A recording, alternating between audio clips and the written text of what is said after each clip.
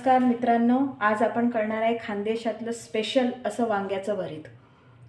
तुम्ही बघू शकतात मी वांगे जे आहेत आपले जे हिरवे वांगे असतात ते चांगले भाजून घेतलेले आहे आणि भाजून तेल लावून भाजायचं त्याला छान आणि मग ते भाजून झाल्यावरती त्याचं जे बाहेरचं कवर आहे ते काढून घ्यायचं आणि त्यांना मस्तपैकी असं आपण हे जी आपण जळगाव साईडला याला बडगी म्हणतात त्या बडकीमध्ये चांगलं कुटलेलं आहे त्याला।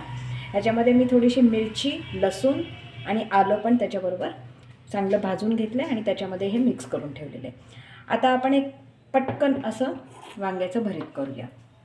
हे मी आधीच करून ठेवलेलं होतं। आता मी गॅस लावला आहे, कढईमध्ये थोडंसं तेल टाकते। वांग्याच्या भरीतला चांगलं तेल लागतं म्हणून थोडं जास्त तेल टाकूया आपण। तेल थोडं गरम होऊ द्यायचं आहे मस्त। तेल चांगलं गरम झालेलं आहे। आता याच्यामध्ये आपण जिरं मोहरी नाही टाकत भरतामध्ये, तर मी हा ओवा घेतलेला आहे, तुम्ही बघू शकता। थोडासा ओवा टाकायचा आहे। त्याच्यानंतर त्याच्यामध्ये टाकायचे शेंगदाणे,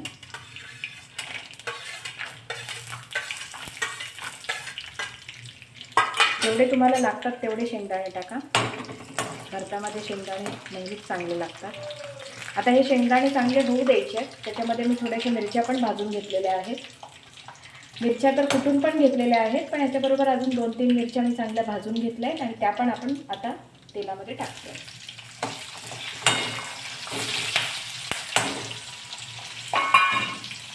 थोडासा गॅस कमी करून घेऊ आपण आणि चांगलं होऊ देऊया आपण। होईला आलेले आहे, बघू शकतात तुम्ही। शेंगदाणे थोडे खरपूस होईल लागले की त्याच्यामध्ये मी ह्या कांद्याचा पात जी आहे, कांद्याची पात आणि त्याच्यामध्ये थोडेसे असे आपले जे बारीक कांदे असतात ते कापून ठेवलेले आहे। 3-4 मोठे वांगे होते, त्याच्यासाठी मी एक कांद्याची पातची जोडी जी आहे ती चांगली धुवून घेतली, कापून घेतली आणि आता ही आपण त्याच्यामध्ये टाकणार आहे।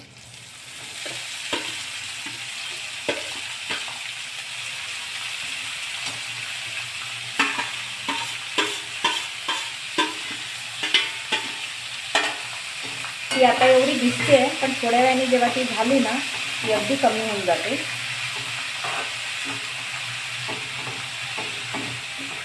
त्याच्यामध्ये थोडंसं चवीनुसार मीठ टाका। मीठ थोडंसंच मी टाकलेलं होतं या करताना, नंतर परत थोडंसं आपण टाकते।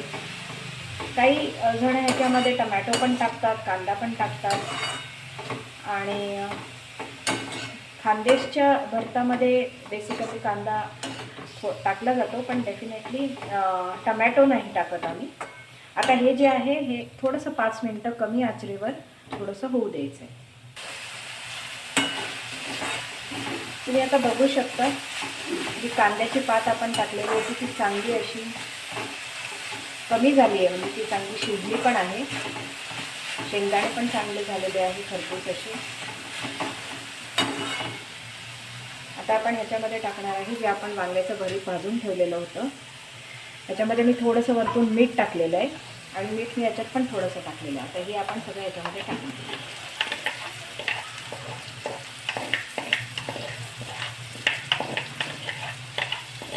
हे जे वांग्याचं भरीत आहे हे बडगीमध्येच जर आपण ठेचून केलं ना तर त्याची चव जी आहे ती वेगळीच लागते। बरेच जण मला विचारतात मला की मिक्सरमध्ये केलं तर चालेल का, पण मिक्सरमध्ये ती चव नाही येणार। गॅस थोडासा आपण कमी करूया।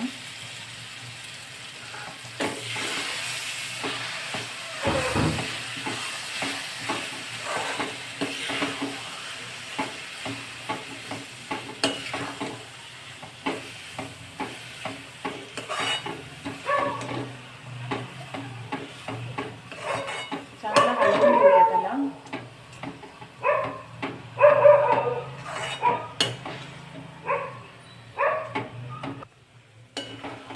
आता आपण बघतोय छान असं ते मिक्स झालेलं आहे भरीत। दिसायला पण खूप छान आणि स्वादिष्ट दिसतंय। थोडंसं 2 मिनिटं आपण चांगलं झाकण ठेवून त्याला वाफ येऊ देऊया। तोपर्यंत मी ताटामध्ये आपण सर्विंग करायला घेऊया। चपात्या मी आधीच करून ठेवलेल्या होत्या।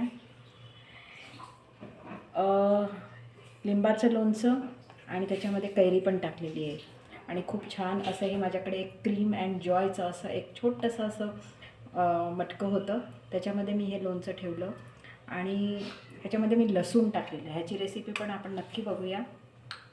हे पण अगदी सुंदर आणि एकदम स्वादिष्ट झालेलं आहे.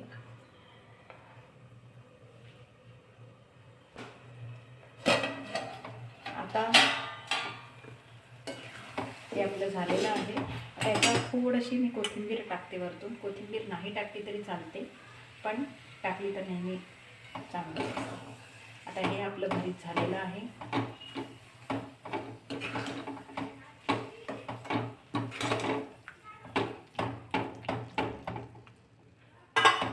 बघूनच तोंडाला पाणी सुटतंय.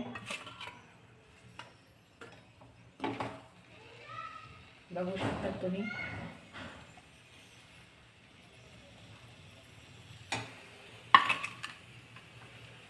या जेवायला सगळेजण. आवडलं तर नक्की लाईक करा. थँक्यू.